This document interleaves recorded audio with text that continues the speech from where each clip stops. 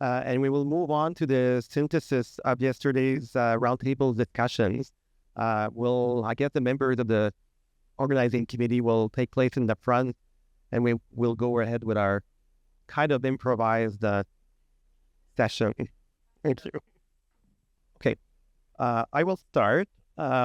Yesterday after the meeting, we met to brainstorm and discuss what we had heard during the roundtable, and it was quite a challenge because there was a lot of comments made, a lot of very good points raised. So it was a bit of a challenge to come up with a synthesis. So we probably got it wrong, or somewhat wrong, but we count on you to correct us and to add further comments.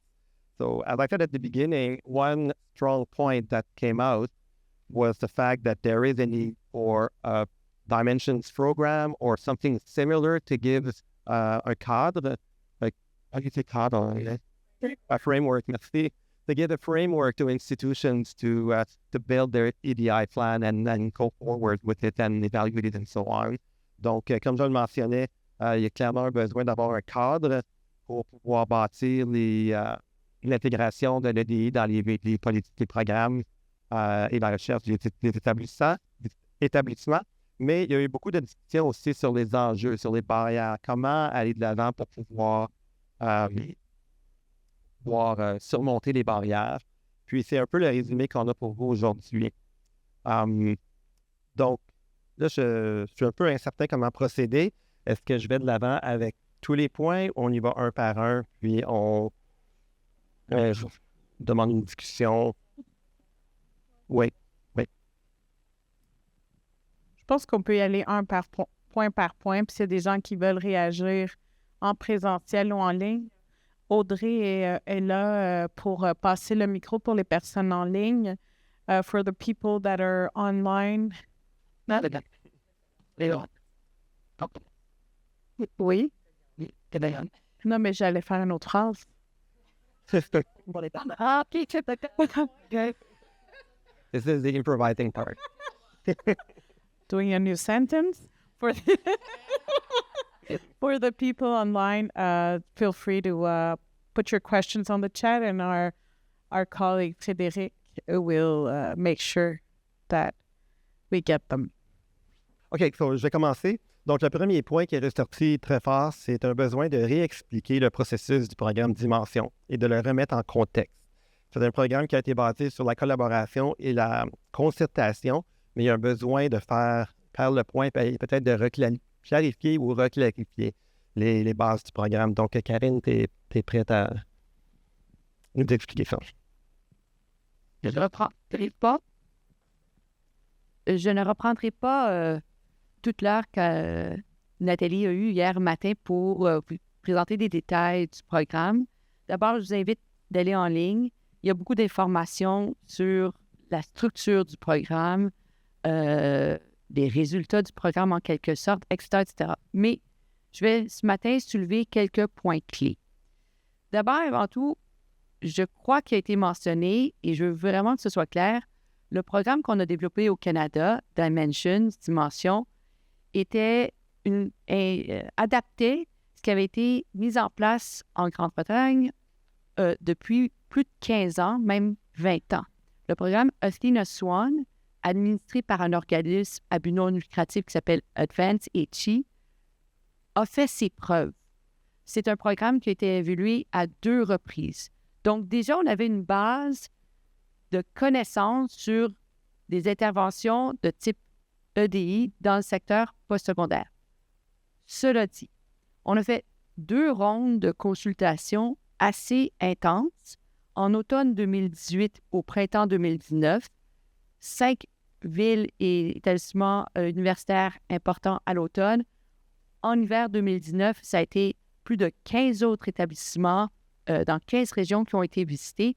Donc, on a reçu beaucoup d'informations du secteur postsecondaire, cégep, collège, université, sur les attentes par rapport à ce programme-là. Et le message très clair était « Faites un programme qui reflète les réalités canadiennes. » Donc, oui, il y a un programme britannique, il y en a un autre en Australie, il y en a un aux États-Unis, mais on veut un programme particulièrement canadien.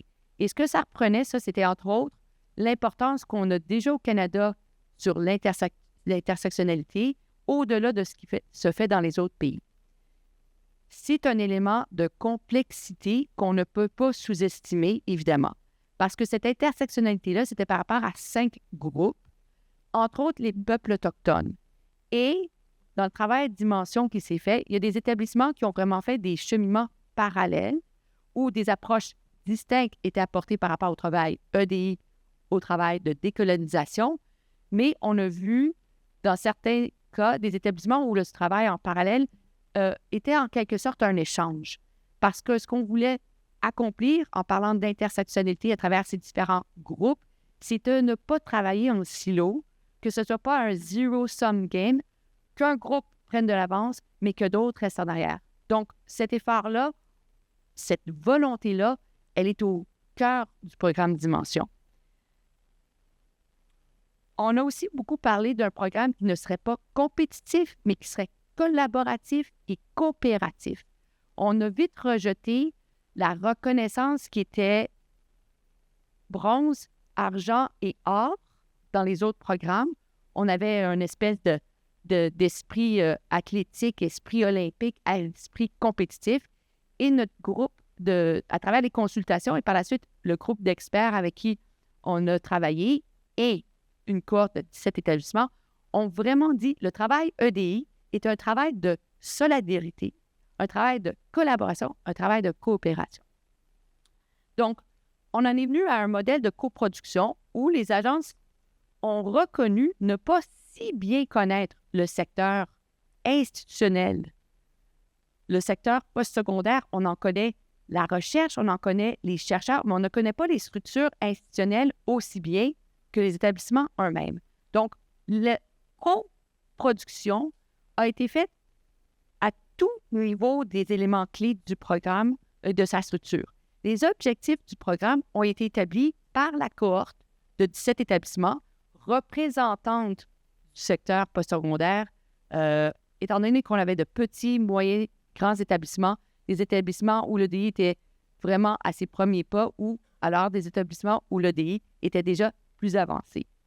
Les critères d'évaluation, le mode d'évaluation qu'on ne voulait pas, encore une fois, aucunement punitif. On voulait un mode d'évaluation qui allait être constructif, en quelque sorte didactique. On n'essayait pas de couler les établissements, on essayait d'assurer qu'ils allaient pouvoir faire un cheminement positif, qu'ils allaient avancer leur travail. On a entendu hier Nathalie présenter vraiment les principes du programme, centraliser les voix, la réciprocité, la coopération et de mettre en contexte le travail EDI qui se fait au niveau institutionnel. Aussi, on était clair qu'il fallait qu'un établissement fasse beaucoup d'engagement avec sa communauté et ensuite rendre un plan d'action disponible à la communauté. La redevance, la transparence, d'assurer qu'il n'y avait pas d'impunité, d'assurer qu'il y avait de la responsabilité institutionnelle pour que le plan d'action soit réalisé, on remettait ça en main de la communauté même d'un établissement.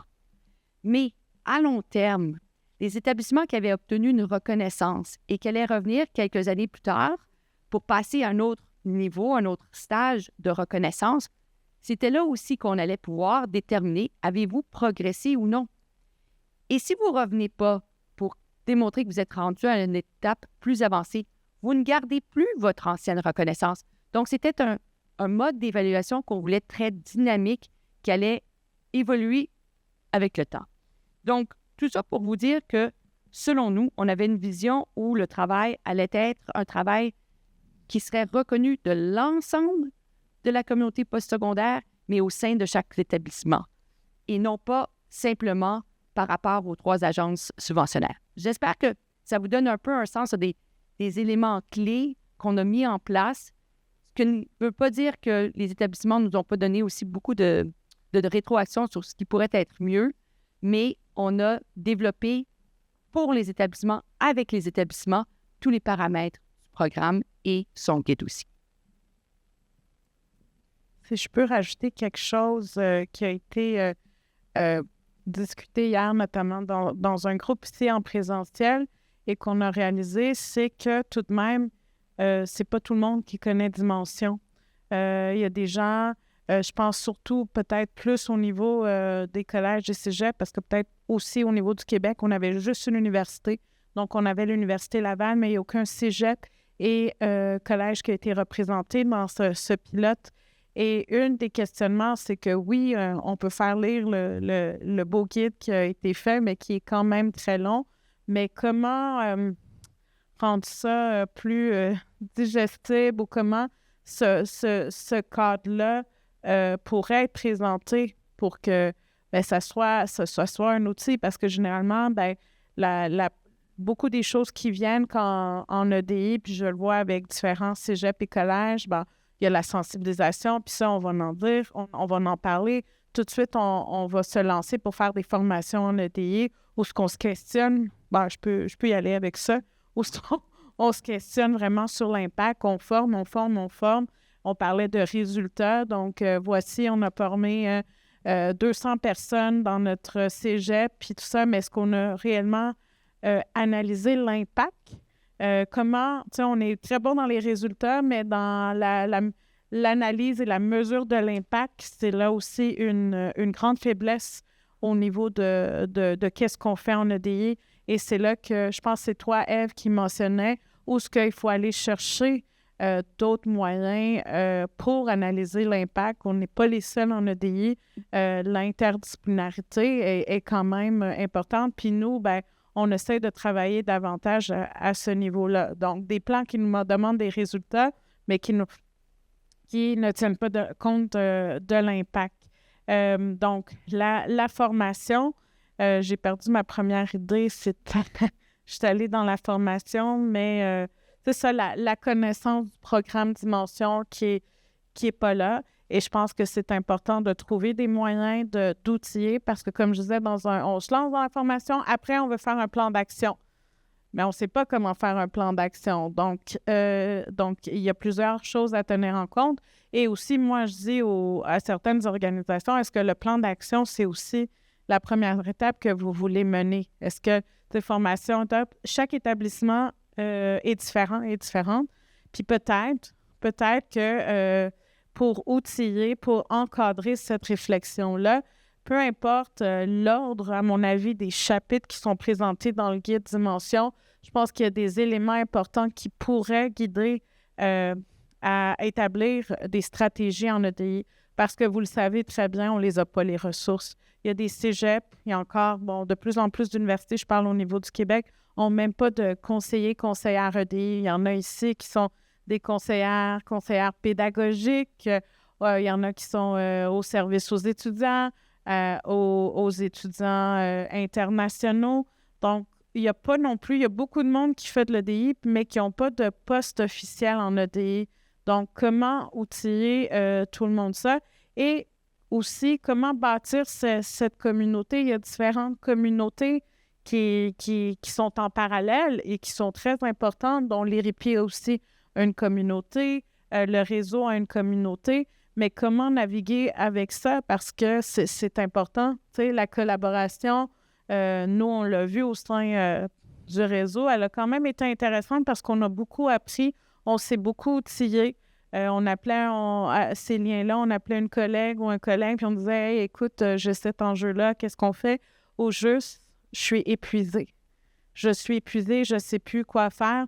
Je pense que Serge, tu l'as très bien mentionné. Le dernier an et demi a été quand même difficile. Puis ça, c'est pas sûr, le Fonds de recherche du Québec qui a été poussé à ne pas inclure l'EDI, le développement, les ODD, dans les demandes de subventions. Des opinions publiques, des lettres publiques qui ont été publiées. L'opinion publique s'en est mêlée, l'Assemblée nationale aussi. Donc, il y a quand même des choses qui sont inquiétantes ici au Québec. Ensuite, une de nos revendications ici aussi, c'était les agences au niveau fédéral. Qu'est-ce que vous faites là? On a un enjeu politique ici. Je ne suis pas en train de dire de créer de l'aide, Mais ça ne nous concerne pas. Oui, ça vous concerne. Au Québec, on fait partie du Canada et le mouvement anti-EDI se propage discrètement. Dimension aussi, tu sais, nos collègues depuis hier le mentionnent, Dimension qui a eu des investissements, bien soudainement, c'est camouflé. C'est quoi la prochaine chose qui va venir? Moi, je me questionne, c'est quoi la prochaine chose qui va venir? Puis, c'est pas dans un discours politique, je suis pas très politique, là, vous verrez. Mais qu'est-ce qu'on va faire pour que ça l'arrête? Puis comment on va faire pour s'unir? Et aussi, puis je parle à mes collègues canadiens qui sont surtout en ligne, il faut créer des ponts. Il faut qu'on crée des ponts, le Québec et le reste du Canada, parce que je pense que là, je fais de la promo. Je fais plus de la politique, je fais de la promo. Mais ici, on est mobilisé, puis on veut être mobilisé au niveau du Canada. Bref. Je me suis étalée, mais je reflétais un peu. Ah oui, ben, il y a la langue. Quelqu'un peut parler de la langue? La langue. Ça s'en vient. Je voulais juste rebondir sur un truc que tu disais, Bibiana, en parlant de, utiliser le guide, un peu la méconnaissance du programme par certaines institutions, certaines personnes qui travaillent en EDI. Fait que oui, le guide est disponible. C'est pas évident nécessairement de passer à travers toutes ces étapes-là seul. On a besoin d'une communauté pour nous soutenir. Puis oui, bien qu'il y ait des communautés existantes, comme par exemple le Rikedi ou les Ripi, ce que Dimension proposait, c'était vraiment de travailler en cohorte. Puis je ne sais pas parmi vous s'il y en a qui ont eu des enfants, mais avoir un enfant, puis traîner avec du monde qui a un enfant du même âge, c'est pas comme quelqu'un qui a un enfant d'un autre âge. On a comme besoin du soutien du monde qui sont au même point que nous. Bref, oui. Donc, on a beau avoir une grande sœur qui a un enfant plus vieux qui nous dit « Ah, mais fais pas ça, nanana. » On a besoin de quelqu'un qui ne dort pas la nuit comme nous, à qui on peut dire « Hey, j'en ai marre de ne pas dormir la nuit. » Puis qu'il vit en ce moment. Puis c'est un peu ça que la cohorte nous donnait, c'était avancer, bien que tout le monde n'était pas à la même place, mais on était dans le processus un peu au même endroit quand on passait à travers les différentes étapes, entre autres, de faire de l'évaluation de nos processus ou de mobiliser la communauté. Tout le monde faisait ces étapes-là un peu en même temps, puis on pouvait s'entraîner, se donner des bonnes pratiques, aussi faire un peu du troubleshooting quand ça allait mal. Puis donc, cet aspect-là, je pense que c'est quelque chose qui est vraiment important et qui est peut-être mal compris de ce que Dimension apportait, dans le sens où c'est pas seulement une communauté de pratique, c'est vraiment une cohorte. Puis cet effet d'entraînement-là était vraiment, à mon sens, important. Oui, je voulais juste ajouter quelque chose rapidement pour mieux expliquer le programme Dimension, puis qui est ressorti hier. C'était, nous, par exemple, des plus petites institutions ou des cégeps, comment on s'y prend. Bien, une des beautés de Dimension, c'était aussi que chacun partait par rapport à son propre contexte, par rapport à ses propres défis. Donc, on ne s'attend pas qu'une institution plus petite fasse autant de choses qu'une institution beaucoup plus grosse. Fait que ça donnait un peu la flexibilité de faire, bien, voici moi où j'en suis avec mes lacunes, mes défis, mes obstacles par rapport à faire avancer une communauté qui devient plus inclusive de plus en plus, inclure les principes EDI, et voici ce que je fais. Donc, c'était pas, moi je le redis, c'était vraiment pas une approche compétitive, c'est vraiment dans un mode de co-construction. On a regardé le guide que vous allez certainement lire, puis on l'a tout travaillé ensemble en disant, nous, c'est un cycle, c'est pas linéaire, on n'est pas dans un développement où on arrive à un bout, on a fini. Là, on est toujours en train de se réévaluer, de réfléchir ensemble. Fait que je voulais juste rajouter ça là, pour les institutions qui se disaient comment on peut implanter un tel programme. Bien, l'effet cohorte nous aide énormément parce que peu importe où on est, on peut avoir des défis différents, mais la résistance, par exemple, envers l'EDI, que ce soit au Québec, en Ontario, à Halifax, on en parlait tout le monde un peu de comment on vivait ça. Là, fait que c'était très aidant. Voilà. Merci. On peut peut-être... Ah oui, c'est ça. Puis je voulais ajouter que c'est ça, en gros. Je l'avais dans mes notes. C'était fait par, pour et avec les institutions pour développer le programme. Puis à l'intérieur des institutions, c'était fait par, pour, avec chacun des groupes, chacune des parties prenantes. Donc, il n'y a pas d'approche top-down. Là. Au contraire, ça vient vraiment de la base. Puis on était évalués sur ça. Est-ce que les préoccupations viennent des différents groupes avec lesquels vous travaillez? Est-ce que ces personnes-là sont impliquées en amont du processus? Donc, c'est vraiment pas des gens dans des bureaux qui réfléchissent tout seuls. Voilà. Merci. Parfait, merci. On peut peut-être prendre une pause juste pour voir s'il y a des questions, des réactions, soit dans la salle ou en ligne.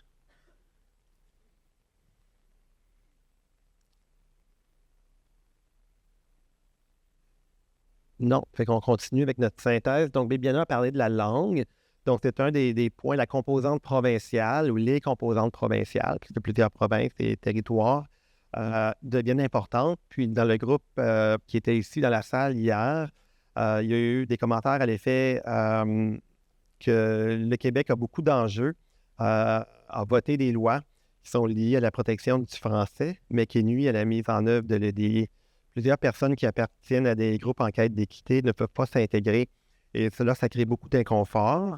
L'inconfort c'est un mot qui est juste, mais on pourrait même y aller plus fort aussi parce que ça doit être extrêmement difficile et extrêmement stressant. On parlait de santé mentale plutôt pour ces personnes-là de pouvoir s'intégrer dans un système où il y a des politiques qui sont très difficiles pour eux ou pour elles. Donc, c'était un des points aussi qui est ressorti. Je ne sais pas si je le résume de la bonne façon. Si vous voulez ajouter quelque chose.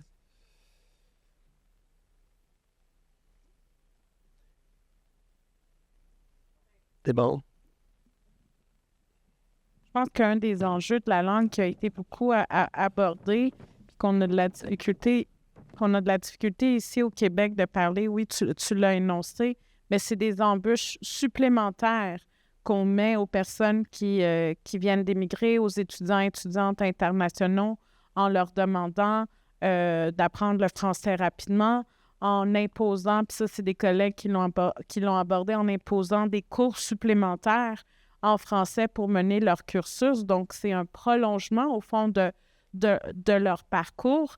Puis, en fait, c'est très intéressant, puis c'est encore, je dirais, un enjeu politique et sociétal ici au Québec parce qu'on n'ose pas en parler. Ça date de la fameuse loi 101, les questions de référendum. Puis ça fait partie des questions EDI, bien que toutes et tous, on n'ait pas les mêmes opinions. L'idée, c'est pas de rentrer dans les questions de souverainisme ou non, mais c'est d'avoir aussi, on est un pays bilingue et quand même, et beaucoup si on veut attirer des gens qui sont issus de d'autres pays, donc comment on va les accueillir ici au Québec? Est-ce qu'il va y avoir un exode aussi des étudiants et des étudiantes qui vont aller dans les autres provinces?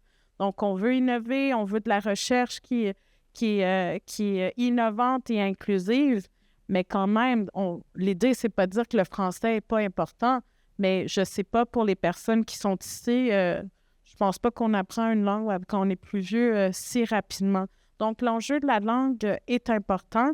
Et on doit le considérer ici, mais n'oublions pas une autre des choses qui a été mentionnée, c'est qu'on n'est pas juste, oui, on est une province francophone, mais il y a d'autres communautés francophones à travers le Canada. Et souvent, ces communautés-là sont délaissées. On parlait du Nouveau-Brunswick et tout ça. Je pense que c'est à en tenir en compte. Il n'y a pas de solution, je ne sais pas. Il y a beaucoup de choses qui se sont dites. Mais de plus en plus, c'est une inquiétude pour les institutions anglophones ici au Québec.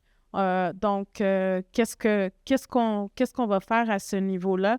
Parce que c'est sûr que ça l'impacte aussi beaucoup, comme tu l'as dit, Serge, les personnes qui émigrent, ou même pas juste qui émigrent, des personnes leurs parents aussi sont de l'immigration, et qui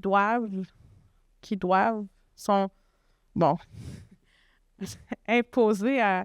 Là, je parle au niveau personnel, là. Tu sais, moi, je suis issue de l'immigration dans un très, très jeune âge, puis, tu sais, comme tout parent immigrant qui immigre ici, bien, on veut le meilleur pour ses enfants. On veut que notre enfant soit ouvert au monde. Et je vous le dirais, des plus grandes frustrations de mes parents, mais aussi je parle beaucoup avec d'autres collègues qui sont issus de l'immigration. Pourquoi on n'a pas eu l'opportunité de pouvoir étudier en anglais tout en faisant de le français? Donc, tu sais, tu arrives au Canada, c'est un pays ouvert, bilingue, mais la première chose qu'on dépose, c'est de parler le français. Et là, encore plus avec les lois qui ont émergé soudainement, d'apprendre le français à une vitesse impossible. Donc, voilà. Donc, c'est des propos, oui, personnels, mais c'est des choses aussi qui ont été beaucoup discutées dans le groupe ici en présentiel et il faut les évoquer. Je pense qu'il y a une question, une réaction. Si tu veux. Oui. Bénédicte, Ça peut pas non, les gens, on est trop contents. Je vais pas faudrait que je vais prendre Mais on a perdu du temps. C'est juste un petit commentaire pour dire t'as donné une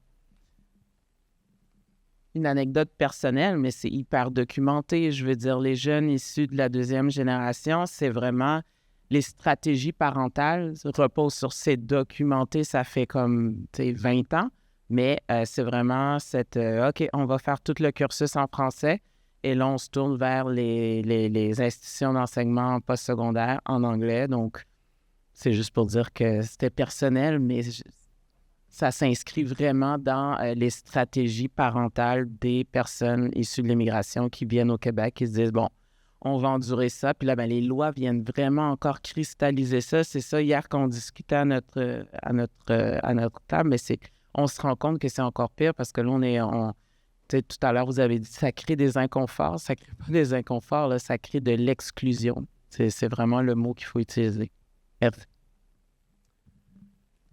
On a une main levée en ligne, je crois, Frédéric.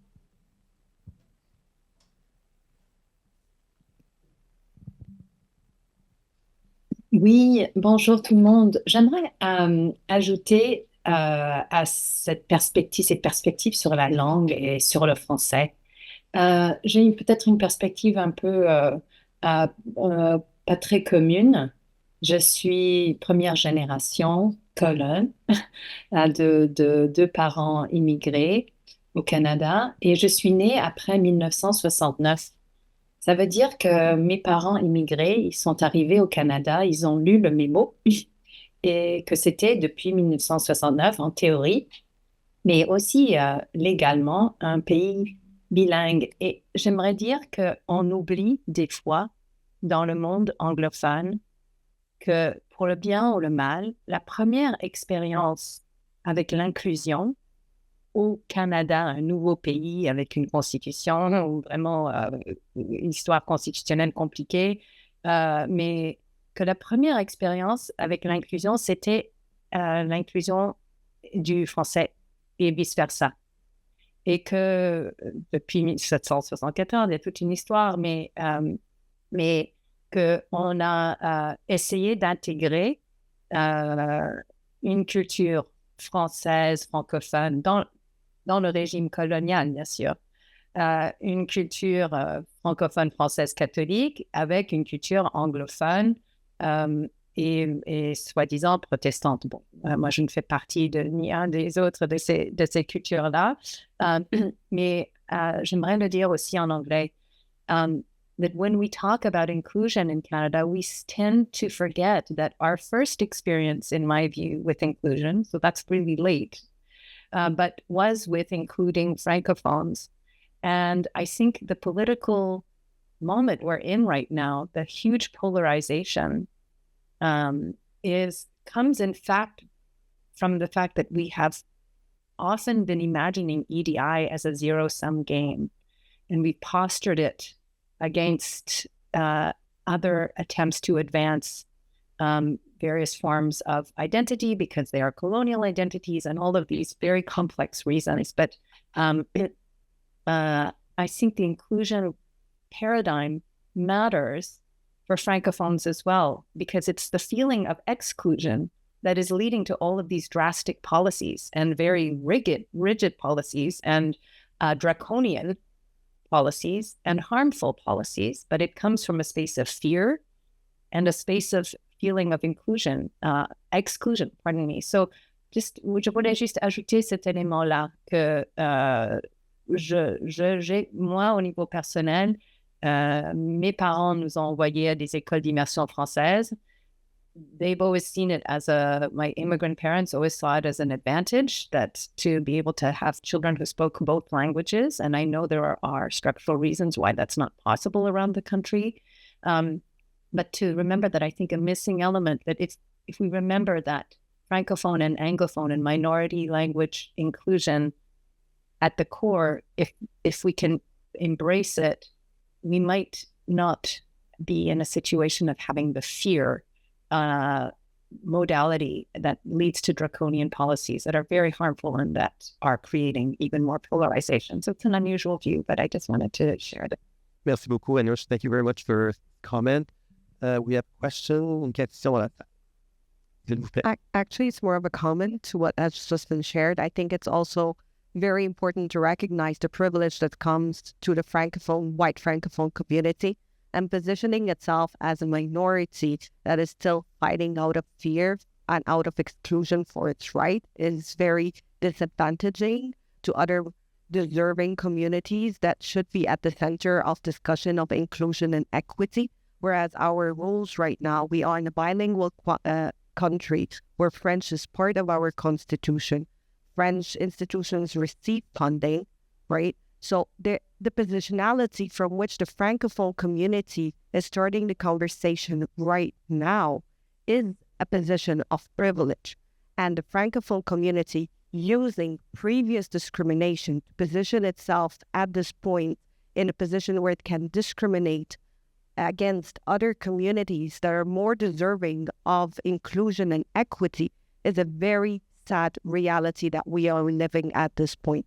We are still in the dichotomy and the polarization between two colonial powers that have a lot of privilege in this country that are polarizing the communities all around, and they're just basically dominating the conversation. And we're talking about two colonial, highly privileged powers that are in dispute with each other, whereas everyone else needs to be part of this conversation. So I'm very sorry to say that positioning the Francophone community at this point in time as a minority excluded community is an overstatement that we need to just start getting over ourselves and start taking the conversation where we need to take it: indigenization, decolonization, and inclusion of minorities in Canada.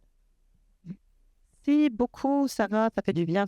Je pense que j'avais besoin d'entendre ça.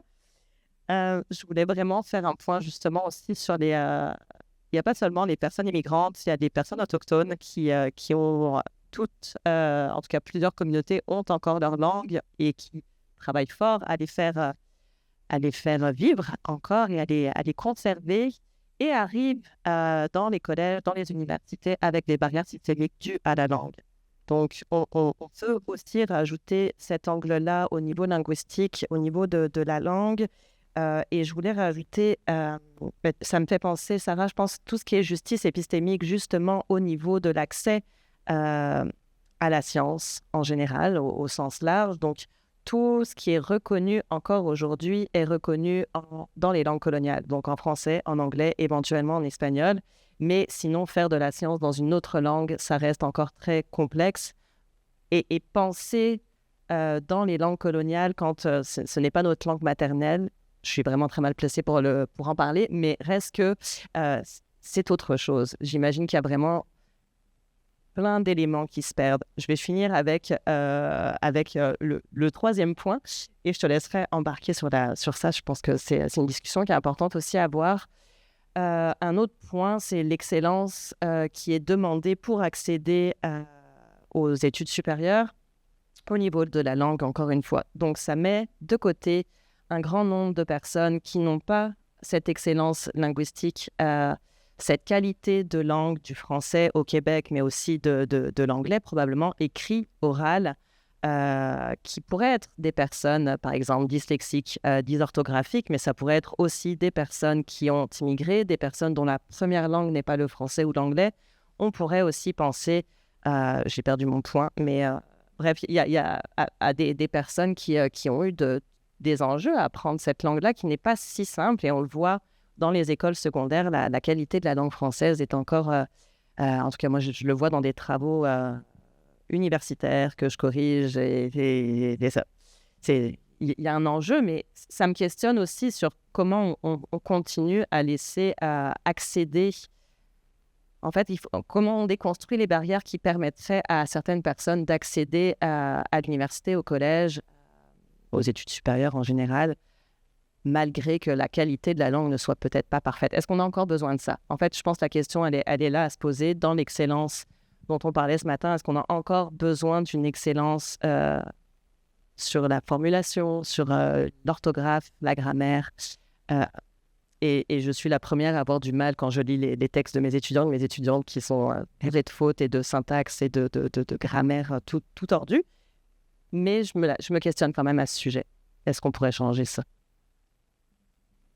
Ben, en fait, moi, je voulais rajouter sur toutes les questions dans le système colonial postsecondaire dans lequel on est. C'est intéressant, dans le cadre d'un autre projet là, que j'ai l'opportunité de travailler, et notamment, ça fait référence à cet après-midi quand on va parler d'intelligence artificielle, tu sais, c'est le sujet de l'art et tout ça, mais on voit que de plus en plus, ce cercle est très fermé à des gens qui sont hyper privilégiés, des groupes très homogènes. Puis dans le cadre de ce projet-là, j'ai un collègue issu d'une communauté Innu qui mène un cercle de parole avec une diversité de personnes autochtones à travers le Québec. Et tu sais, dans ce cercle de parole, toujours dans un objectif de créer un plan d'action pour une subvention assez importante, tu sais, on veut avancer, on a ce principe colonial qu'il faut avancer, il faut se consulter, puis arriver avec quelque chose de final pour une date précise, parce qu'il y a des dates précises. Puis une de ces grandes critiques, c'est, ben, tu sais, si on veut vraiment faire de la décolonisation, de l'autochtonisation que lui-même dit, ben ça prend du temps. Et qu'est-ce qui est intéressant dans la dernière discussion qu'il y a eu, comme je dis, tu sais, il faut revoir, hein, si tu avances, tu recules, et l'agilité. Bien, une des choses que la majorité de ces personnes-là disaient dans le groupe, dans le cercle de parole, c'est qu'on n'est même pas capable de savoir ou de dire intelligence artificielle. On ne sait pas dans nos langues, on n'est pas capable de le définir. Donc, tu sais, comment... Puis ils disent, bien, on n'a jamais été impliqué, on n'a jamais fait partie de ces conversations-là. Donc, l'intelligence artificielle va à un rythme assez rapide et on a oublié encore une fois une population quand même assez importante dans ces discussions-là parce qu'oublions pas, on est quand même un écosystème au Québec et au Canada qui est beaucoup financé à travers le monde. On est quand même des pionniers, des pionnières à ce niveau-là. Puis bon, je parle le volet autochtone, il y a d'autres groupes aussi, mais c'est quand même alarmant de voir qu'on avance, puis une population est complètement oubliée dans la construction de cette intelligence artificielle. Ça fait partie de notre écosystème. Oui, j'ai divergé, mais désolée. Mais ça fait partie de la recherche, ça fait partie... C'est ça, c'est un exemple concret. J'aime bien parler avec des vrais exemples.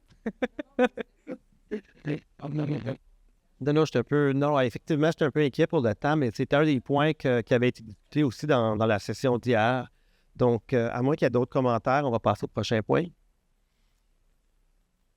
OK, le prochain point, c'était qui est ressorti aussi assez fortement, c'est la dichotomie entre certaines composantes du programme Dimension.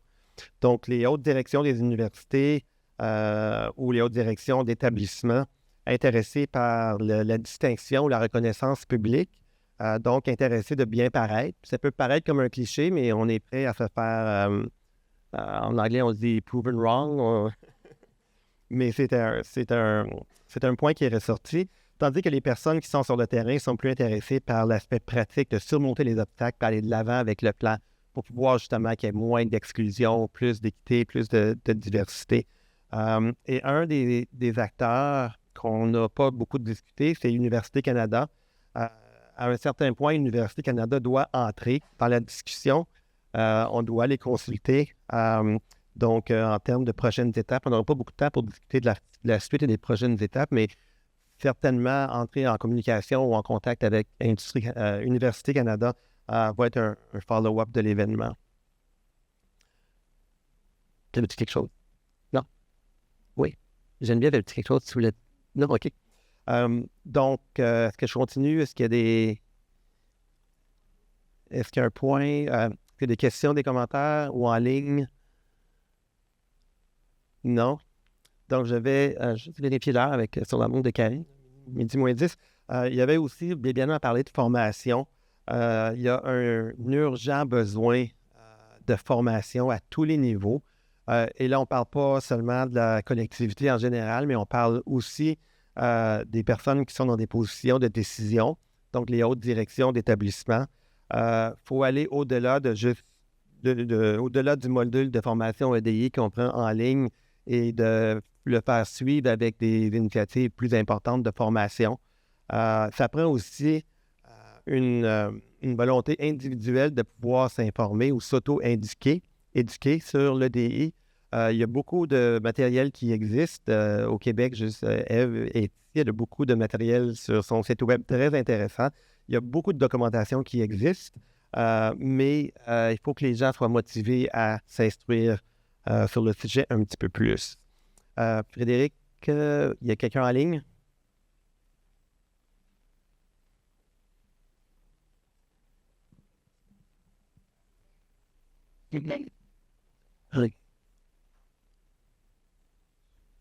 OK.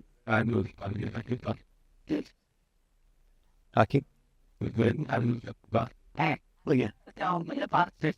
Oui, on va juste passer, on peut juste finir les points, puis après ça, on va réouvrir la discussion aux questions et commentaires. Sur les enjeux des populations autochtones, je pense que mes collègues en ont parlé aussi. Ces enjeux-là sont distincts des autres groupes en quête d'équité. Il faut être très attentif à cet enjeu-là. Distinct mais complémentaire. Donc, il y a une collègue tantôt qui a parlé de décolonisation. On est dans les processus de réconciliation, mais il ne faut jamais oublier qu'il ne faut pas discuter, puis même c'était un peu notre opinion d'hier soir, il faut faire attention lorsqu'on discute de ces sujets-là pour ne pas le faire sans que les populations concernées soient impliquées. Donc, c'est aussi si on a un follow-up ou un suivi qu'on veut identifier suite à l'événement, c'est vraiment un de ces points-là. Et un autre point important, c'est si le programme Dimension est pour continuer, quel est le meilleur lieu? Quel est l'établissement le plus pertinent pour administrer l'organisme? What's the best home for the Dimensions program if the program is to continue? It's a question that is very important. Et même tout début dans le processus de Dimension, lorsqu'on était en train de discuter du pilote, la question était déjà présente, à savoir, est-ce que les agences subventionnaires sont les mieux placés pour administrer un programme comme Dimension, ou s'il n'y a pas une autre organisation, comme en Europe, par exemple, il y a pas des organisations à but non lucratif qui pourraient prendre l'administration du programme, qui est une question pertinente. Donc, je crois que c'est quand même pas mal la fin de nos points. Comme j'ai mentionné, on a beaucoup plus de questions que de réponses, donc ça va demander beaucoup plus de discussions, de recherches, etc., de collaboration. Mais c'est dans les follow-up. Nous, on va devoir se réunir éventuellement pour discuter du follow-up. Mais certainement, ça va être des points on va devoir, sur lesquels on va devoir se pencher. Donc, je crois qu'on a, à moins que mes collègues ont d'autres points, je crois que c'est Oui, Ingrid? J'avais juste un point sur la formation. Ce que je trouve important quand on pense formation, c'est aussi comment on va s'assurer que ce qu'on apprend dans les formations, déjà, ça reste, parce qu'on le sait bien, ce qu'on voit dans le cas d'une formation d'une journée ou d'une demi-journée, il n'y a pas grand-chose qui reste un mois plus tard. Et comment on s'assure que ce qu'on va avoir appris soit réellement mis en place dans les organisations, qu'on puisse finalement participer au changement de culture, au changement de pratique également. Et pour moi, une formation, puis là, formation au sens large, là, EDI, mais pas seulement EDI, mais qu'est-ce qu'on fait? Comment on accompagne le groupe qu'on a formé par la suite? Ça devrait, et ça c'est vraiment un avis très personnel, de formatrice, ça devrait jamais être un one-shot. Juste, j'arrive, je vous donne une formation de 3 heures, bye-bye, organisez-vous avec ça, puis on revient dans 3 ans parce que on a des nouveaux employés, des nouvelles employées, donc il faut le refaire. Il devrait y avoir un accompagnement aussi qui suit les formations, et je pense en EDI, encore peut-être plus, peut-être pas plus, mais en tout cas, ça devrait se faire pour pouvoir s'assurer aussi de créer des conditions. L'EDI, c'est pas juste, oui, j'ai formé mon équipe en EDI, fantastique. Puis, est-ce que les personnes des groupes méritant l'équité, en quête d'équité, se sentent suffisamment en sécurité ou peuvent se déployer à leur plein potentiel dans leur environnement de travail, dans leur environnement d'apprentissage? Les conditions sont encore à créer et c'est pas parce qu'on fait seulement de la formation que ces conditions-là changent réellement dans le milieu. Donc, je pense qu'il y a un travail à faire là-dessus. Oui, si je peux rajouter. Mais hey, c'est moi pas les amis, hein. Bon, notre écosystème en EDI est très peu diversifié. De plus en plus, je vous aime, hein. Je vous aime. Et je vois beaucoup, puis si vous ne connaissez pas tout le matériel de la chaire Femmes, Sciences et Génie de l'Université Sherbrooke, si vous n'avez pas eu l'occasion de consulter ce matériel-là, je pense qu'il nous a énormément aidés depuis le début. Donc, Ève, c'est vraiment... j'aime pas le mot allié, mais c'est une championne, honnêtement, à ce niveau-là. Puis vous êtes toutes et tous des champions et des championnes. Mais je vois que beaucoup de la formation EDI est faite par un groupe homogène.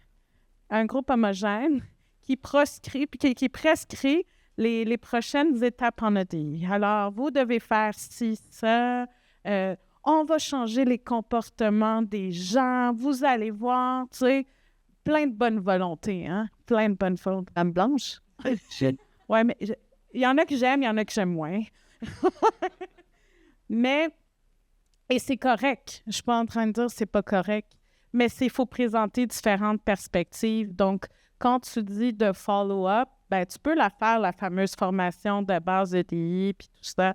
Mais après, c'est comment tu vas faire vivre cette formation-là et donner la voix à d'autres personnes. Souvent, tu sais, on oublie là, que dans nos milieux, il y a d'autres organismes qui travaillent sur ces questions-là depuis longtemps, qui ont plus les expertises que nous en EDI.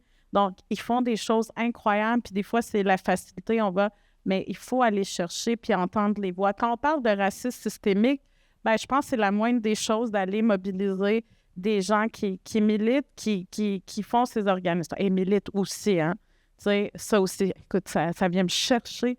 Mais combien de fois se faire dire, puis je pense que c'est qui l'a dit hier dans un des panels, The Angry Woman, souvent, the Angry Black Woman, the Angry Racialized Woman, quand on énonce ces choses-là, ben on est angry.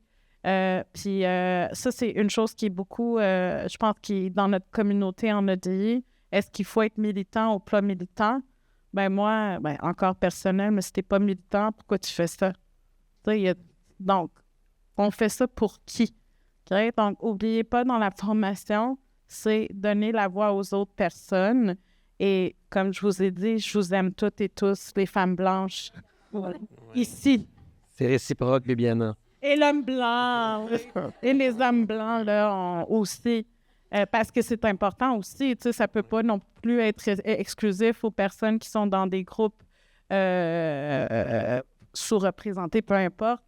Tu sais, je pense que ça prend tout le monde, mais on est souvent, tu sais, des fois, il faut laisser, puis en même temps, moi, je ne suis pas la bonne personne pour parler parce que j'ai beaucoup de privilèges et des plateformes et tout ça, donc je ne pourrais même pas parler, mais je pense qu'il faut faire de plus en plus d'efforts parce qu'on a une mixité des voix, autant des gens qui sont hyper privilégiés blancs, mais aussi différentes personnes. Puis on s'entend que les identités sont multiples, hein, des personnes. Merci, Bibiana. We have a few minutes left. We have a question from the floor. Arish, you'd like to make a comment or ask a question? Please. Right behind you. Just a comment. Back to the question of the kind of what's next for Dimensions. I just wanted to register that I think the immediate next step is, in my view, engaging, somebody already said engaging Universities Canada. And I just looked on their website again to remind myself what's their mandate. And the 4 points that they mention exactly have to do with the kind of questions we have and the advocacy within and across the sector. More importantly, they have the resources potentially to help us take the study of the benefits of the Dimensions program to the next level, right? We do have some information, but it sounds like the program was stopped before we could actually complete that evaluation. So rather than, Hyacinth is going to do work, I'm sure, off the side of her desk. And before anybody does any more work off the side of the desk, maybe we should engage Universities Canada. And I was reminded, I'm still listed on their website as a member of the advisory committee, but we haven't met. And so am I. Yeah. We haven't met for a year and a half. So the two of us, we should go away and engage, and whoever the organizers to strategize, maybe before colleagues and partners actually put time, blood, sweat, and tears, uncompensated blood, sweat, and tears into try and figure out the next step. Comment that was just made, and also from the presentation that Eve gave this morning, je retourne au français. Ce qui restait à faire, le plus grand défi qui nous restait à confronter, l'expression qu'utilisaient les collègues en Grande-Bretagne, c'était la science d'Athena Swan. L'évaluation des interventions que les établissements qui ont soumis une application pour une reconnaissance, on allait avoir là 10 expériences de faire progresser le DI.